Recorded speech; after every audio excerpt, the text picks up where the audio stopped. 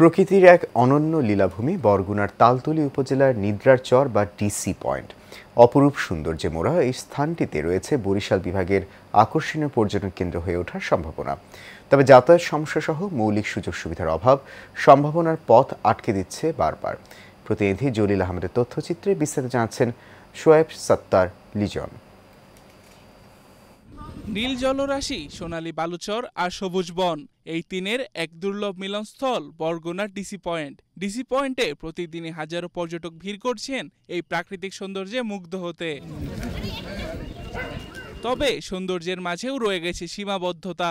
নেই কোনো মানসম্মত হোটেল, রিসোর্ট বা রেস্টুরেন্ট, নেই নিরাপদ যাতায়াত ব্যবস্থাও, জেটি বা কোনো পাকা সড়ক। তবে সবথেকে বেশি বিপাকে পড়তে হয় নারীদের। এখানে নেই কোনো টয়লেট বা চেঞ্জিং রুমের ব্যবস্থা।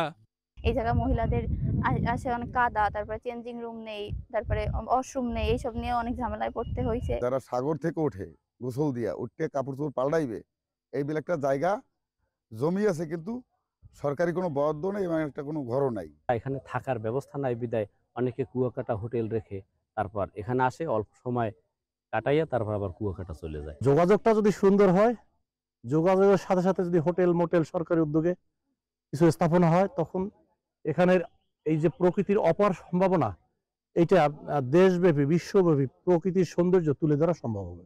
এ বিষয়ে পর্যটকদের জন্য প্রয়োজনীয় পরিকল্পনা হাতে নেওয়া হয়েছে বলে জানান জেলা প্রশাসক।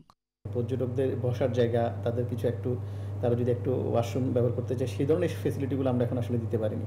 আমাদের শুভসন্ধ্যা বিচে কিছু হয়েছে, আর নিদ্রার চর এবং ডিসি পয়েন্টে আমরা অবশ্যই আগামী অর্থ বছরে চেষ্টা করব এখানে অন্তত একটা ওয়াশ ব্লক এবং বসার একটু কিছু সুযোগ সুবিধা বৃদ্ধি করার জন্য। ডিসি পয়েন্টকে একটি পূর্ণ পর্যটন কেন্দ্রে রূপান্তর করতে সকল ধরনের সুযোগ সুবিধা বাস্তবায়নের দাবি পর্যটক সহ স্থানীয়দের। শোয়েব সত্তার লিজন, এশিয়ান টেলিভিশন।